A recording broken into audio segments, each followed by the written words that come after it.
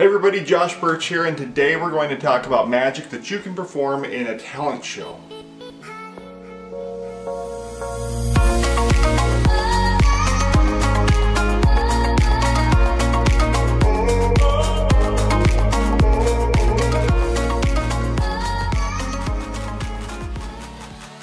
Hey everybody, today we're going to talk about talent show magic, but before we get there, I'd like to do an interactive card trick with you guys. So go grab a deck of cards and make sure that you have a surface that you can deal onto. Alright, so if you have a deck of cards and a surface to deal onto, then you're good to go. First, I want you to start off by shuffling the cards. If you're a magician, no doubt you know a few different shuffles. That was an in the hands riffle shuffle. This is a Hindu shuffle. There's the overhand shuffle, or just a nice tabled riffle shuffle, right? You can do whatever shuffle you want, but today we're actually going to learn about the Australian shuffle, and I'll show you how to do that. First, you want to take your deck, and you want to cut it into 4 piles, okay? So you've shuffled this deck, and now you've cut it into 4 piles. You want to make sure that the piles are somewhat even, but it doesn't have to be perfect. So if you want, you can move some cards around. You'll then choose one of the decks, choose one of your piles. I'm going to choose this one here, and so I'll get rid of these 3. Alright, so we've got one deck. There's no way that I can know how many cards were in your pile. There's no way that I can know which cards were in your pile. Alright, so we'll do this. We'll mix up the cards a little bit more. And mix them up. Now we're going to do what's called the Australian shuffle, and just so that you remember it, we're going to spell the name of the shuffle, Australian shuffle. But before we do that, we need you to make a selection, okay? Your selection, your choice is going to be the card on the top. So I want you to take it, I want you to look at that, memorize it, don't forget it, go ahead and repeat it over and over, and repeat it to the camera if you'd like, and or to the screen if you'd like.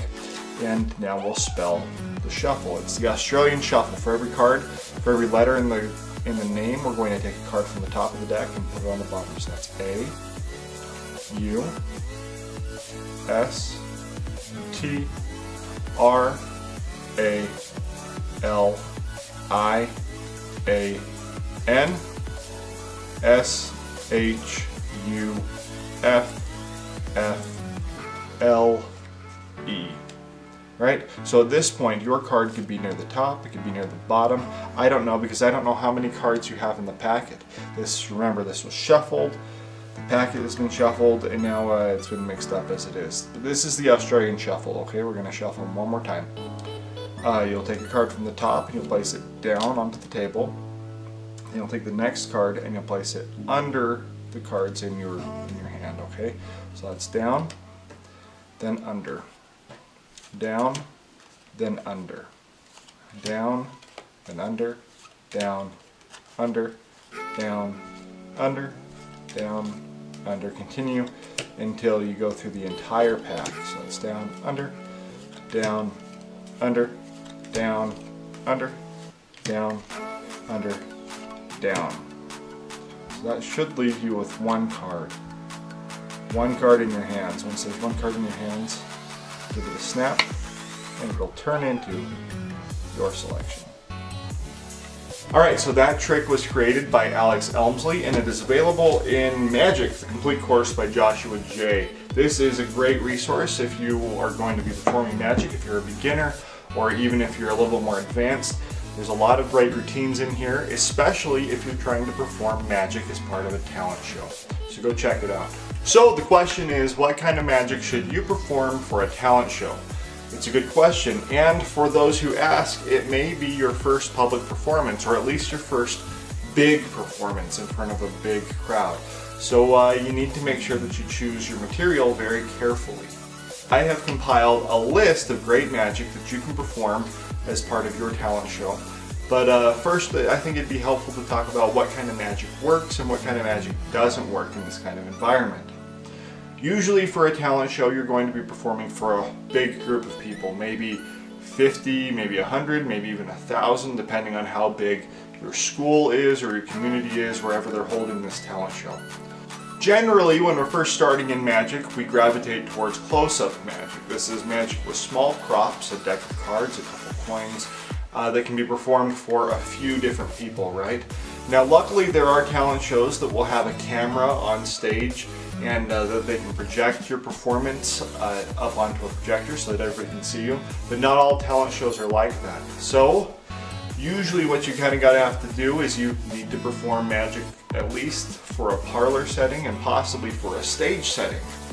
So performing magic as part of a talent show is a good way to learn another style of magic, okay? And there are a lot of great lessons that you learn while performing close-up magic that can translate to the stage. One of the nice parts about the list that I've compiled is that each of these effects is a great starting point if you wanted to become a stage magician. If you want to make the transition from a close-up guy to a stage guy, or if you just want to have some great solid pieces of stage magic, then these are all great pieces to start a show from, or to just have as solo pieces that you can perform on stage. First up is Fizz Master by Paul Harris and Eric Mead. This is a great piece of magic. Using just 2 cans of soda, you shake one up and you cause the fizz to travel from one can to the other. Alrighty, so there are a few different places where you can learn this effect. The first is in a download by Paul Harris and Eric Mead. It was released on its own and it's just called Fizz Master. You can also learn this on a compilation of tricks by Rick Lax, which was called The Secrets of Magic. So you can go check it out there. My favorite place was actually in The Art of Astonishment Volume 2.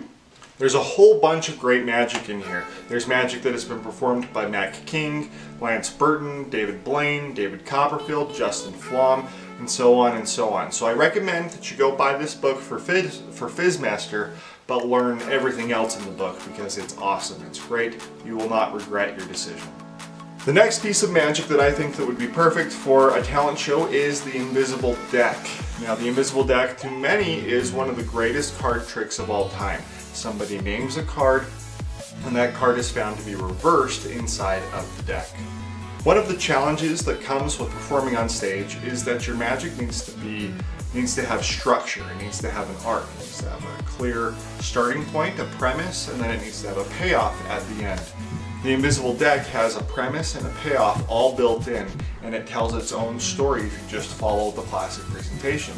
You pretend that you have an invisible deck of cards, you turn the card over, and then you make that deck real, and you show that whatever card they chose has been turned over in the deck. It's something that it's super easy to present because the story basically just tells itself.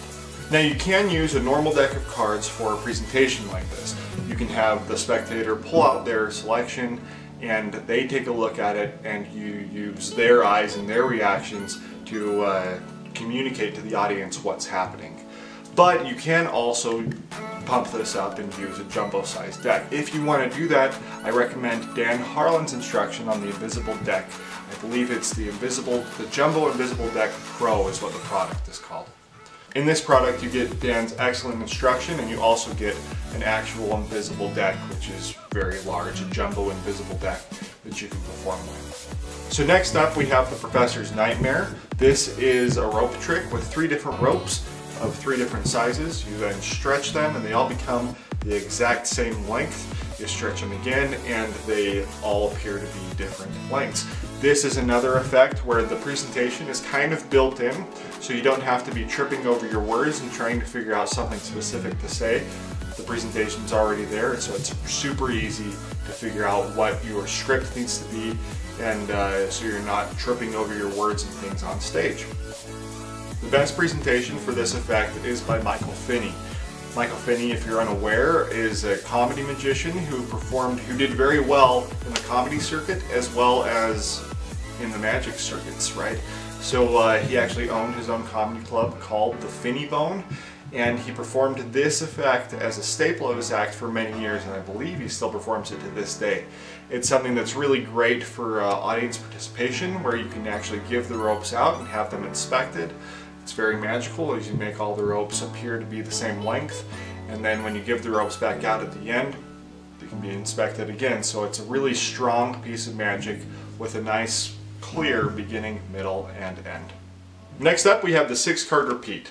This is a staple in many professionals' repertoire, and the reason is because it packs very small. You only need a few cards that you can stick in your pocket, and you can perform it for basically any crowd, for a small crowd of 10 to 20 people or a large crowd of up to 1,000.